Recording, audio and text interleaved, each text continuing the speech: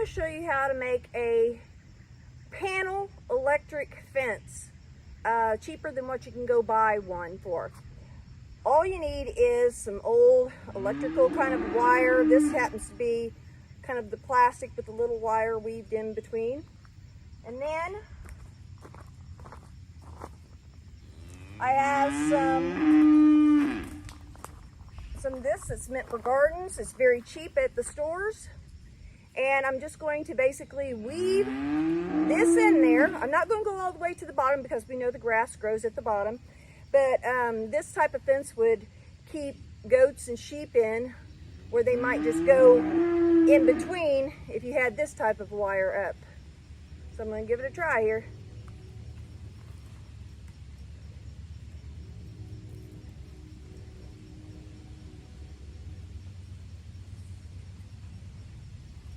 I'm not going to do every one because that would take forever.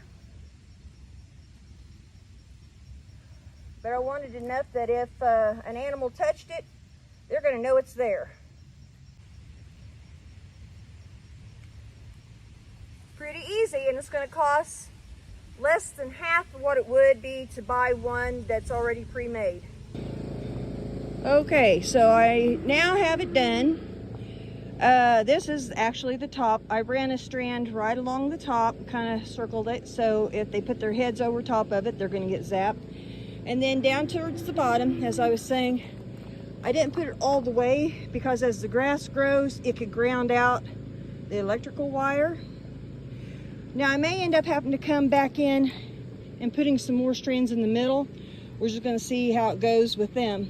But the nice thing with this is I can just roll it up and not have to worry about the wires getting tangled. So we're out here picking green beans. Mom, she's over that way. Got about a 5-gallon bucket full. This little guy here, he's been crying and screaming the whole way. But it can still be done. So, you gonna say hi to everybody? You wanna say hi? Hi. Yeah, there we go. That's the happiest I've seen him in an hour. So a couple of our cushaws grew right next to the chicken pen, and the chickens have really been enjoying them. They've been pecking at them and getting all those good nutrients and nice little snack. Well, I finally got some blooms on this. They're hollyhocks. These were actually some that came up from last year, but they never flowered last year. We've got hollyhocks in other areas, but they haven't bloomed yet. Kind of a pretty little flower, isn't it?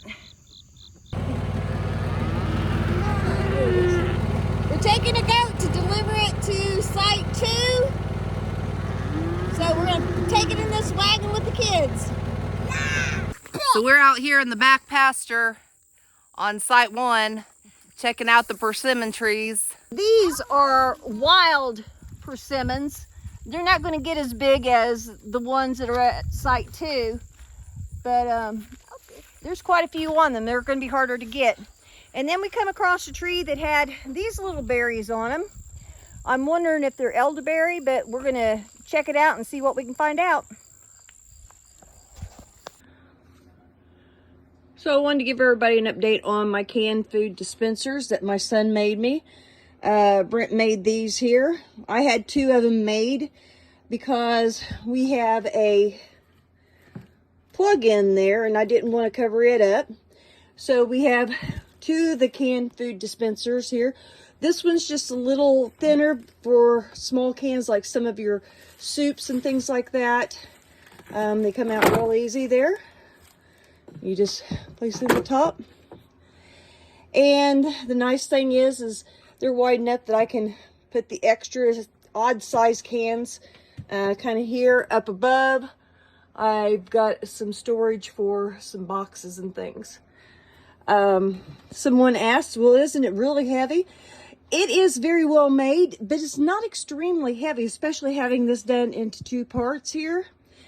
And You just, as long as you know where the wall studs are, you just find the spots wherever you need them and you screw it in there, and it's going to be extremely durable. And I was able to save a lot of space by doing this, because this is just a kind of an inner wall of our food pantry here, and working out quite nicely.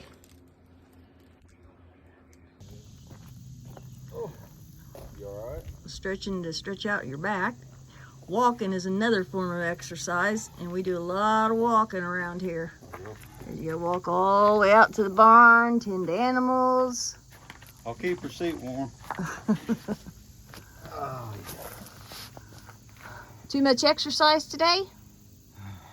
Jen says it's not enough. Gotta till the corn garden. Uh-huh. Alright, so I'm tending the rabbits right now. I figure I'll show you guys this. I know I showed this in previous videos, but that is an actual rabbit water bottle. There is no rabbit in there, that's why there's no water in the bottle. But, you guys recognize that bottle? That is a smart water. So you guys can use that water bottle, or even a 2-liter bottle will work. So, save you guys some money, that stuff ain't cheap.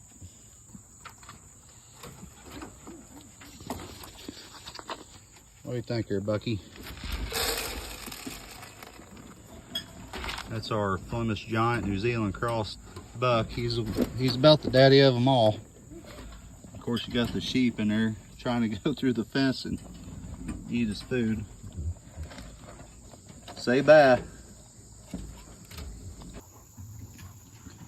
All right, so this is a rabbit tractor I made last year.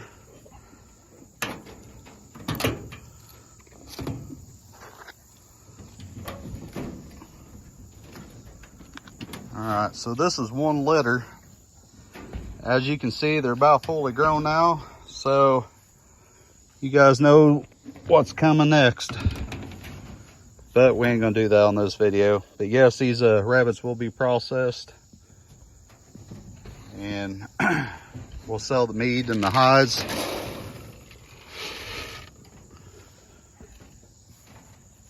Just part of the farming world. And this is really, really good meat too, guys. If you guys are tired of chicken, but like it, it does taste a lot like chicken. You can make about any meal as you would a chicken. So, and it's a lot leaner, not near as greasy. So, give it a whirl sometime. So we got these guys moved up. They got some fresh green grass. And they left all that nitrogen in there, and you can see the path we've been going. This here's about all healed up now, the grass is, so yeah, next year this will be really rich. We'll probably go ahead and extend the garden, which we was going to do that this year, but we decided to actually put the main garden over there by the chickens this year. But I think we're going to go ahead and increase over here next year, because we know what people's wanting now. So thank you for watching Chamberlain Family Farms. You can contact us at chamberlainff@gmail.com. You can also see us on Facebook, Chamberlain Family Farms. We hope you enjoy. Please like and subscribe.